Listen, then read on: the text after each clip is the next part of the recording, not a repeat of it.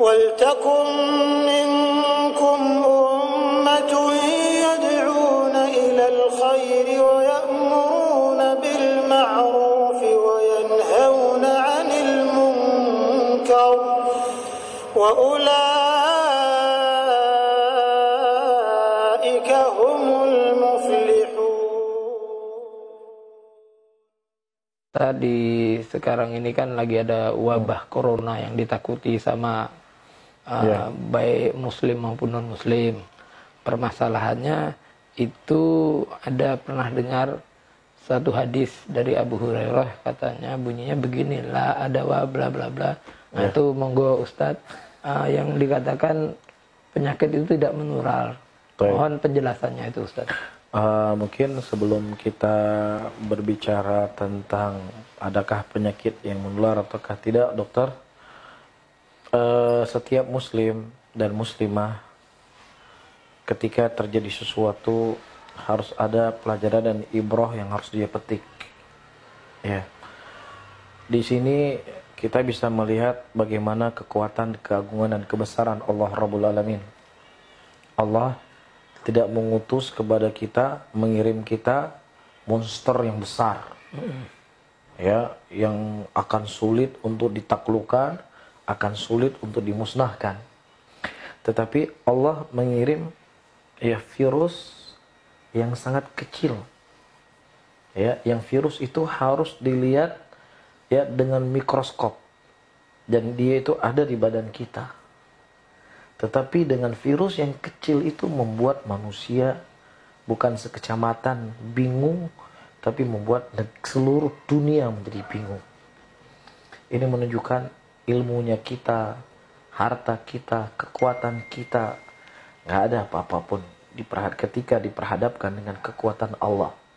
Dari sini pelajaran yang bisa kita petik bagaimana kita berusaha untuk selalu menanamkan rasa takut kita kepada Allah Subhanahu wa taala, ya, menanamkan lemahnya kita manusia sebagai makhluk dari makhluk Allah, ya, dan kita bisa melihat bagaimana negara Cina yang menjadi negara adikuasa dari sisi ekonomi, teknologi, harta, ya, semua negara takluk di bawah Cina. Tetapi subhanallah, ketika Allah mengutus virus yang kecil, ya, hancur. Ya, bingung mereka bagaimana cara menyelesaikan. Ternyata kekuatan mereka hari ini nggak ada apa-apanya ketika diperhadapkan dengan kekuatan Allah. Ternyata uang mereka, teknologi mereka, kepintaran mereka, kecerdasan mereka. Ya, makanya seorang muslim ketika dengan kondisi seperti ini, makanya dia jangan mencari jalan keselamatan melalui jalur Cina. Tetapi dia mencari keselamatan ketika dia mengagungkan syariat Allah. Maka yuridul izzata penyakit yang menular jami'ah. Kan seperti itu seseorang. Nah, kalau memang seandainya ada penyakit yang menular, mengagungkan, perlu nggak kita misalnya pakai masker, datangnya dari Allah, cuci tangan. Adapun hadis yang disampaikan oleh dokter tadi, nah itu hadisnya dari hadis yang sahih sebagainya. Apakah hadisnya diriwayatkan oleh Abu Hurairah untuk menjaga ini adalah sikap yang dimana Rasulullah SAW mengatakan la ada. Jadi tidak datang hadis-hadis yang lain dari Nabi kita Muhammad SAW. Di antaranya juga datang hadis dari Abu Hurairah, dokter, di mana Nabi SAW mengatakan la yuridu mumridun ala musih. Jangan unta yang sehat itu dikumpulkan dengan unta yang berpenyakit. Ya. Dan juga datang hadis dari Nabi SAW, fira minal majdhum firarak minal asad. Larilah kamu dari orang yang punya penyakit kusta seperti larinya engkau dari serigala. Ya. Nah, dari singa. Nah, di sini seakan-akan hadis Nabi SAW di sini ada kontradiksi. Yang satu, Rasulullah mengatakan hadis penyakit itu tidak menular, ya, dan yang lainnya Rasulullah mengatakan jangan kau gabungkan antara unta yang sehat dengan unta yang sakit, ya, dan jangan engkau larilah engkau dari orang yang kena kusta seperti larinya engkau dari singa. Dan juga datang hadis yang lain, Nabi SAW melarang untuk kita mendatangi tempat wabah. Dan dilarang oleh Rasulullah orang yang sudah terkena wabah itu keluar dari negerinya. Iya.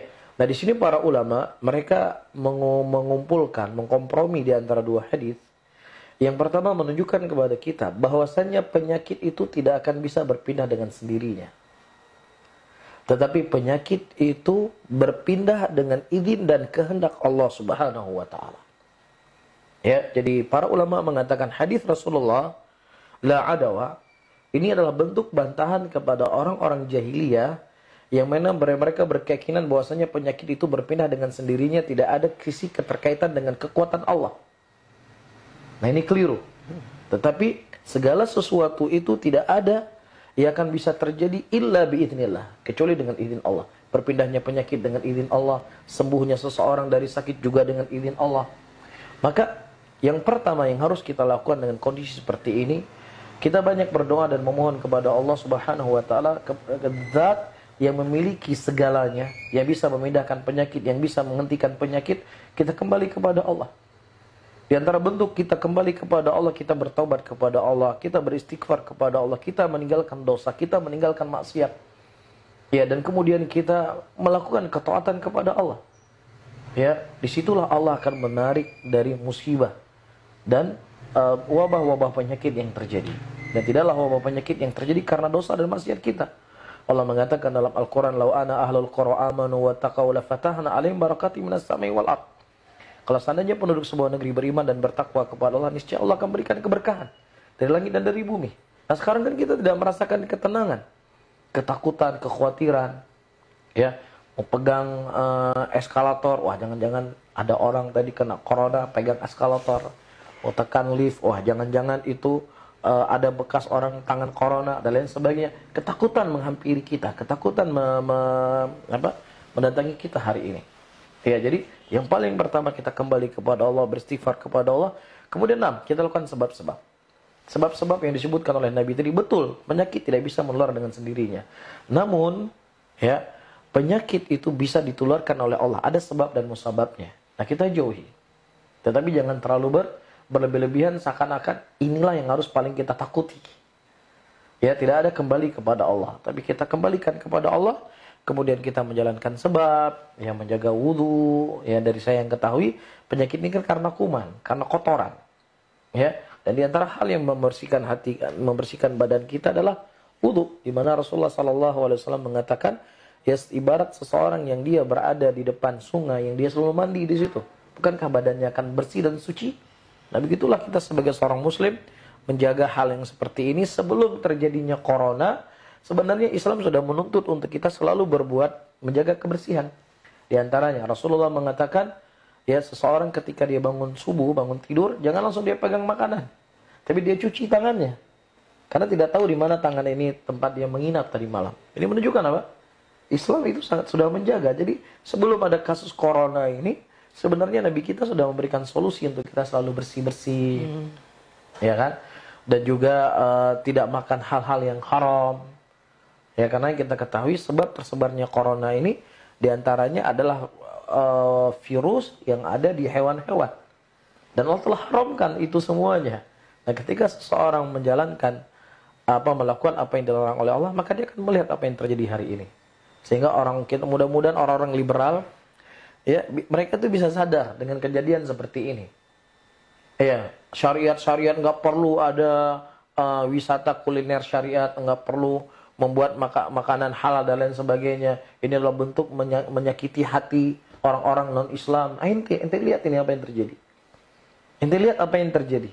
Dikarenakan mereka melanggar aturan Allah, memakan apa yang diharamkan oleh Allah, sibuk seluruh dunia. Ya enggak? Hancur ekonomi dan lain sebagainya. Nah ini mudah-mudahan orang-orang seperti itu bisa bertobat. Ya, tapi orang-orang seperti ini biasanya hatinya sudah dibutakan oleh Allah. Kecuali siapa yang diberikan taufik oleh Allah Rabbul Alamin. Allahu a'lam bishawab.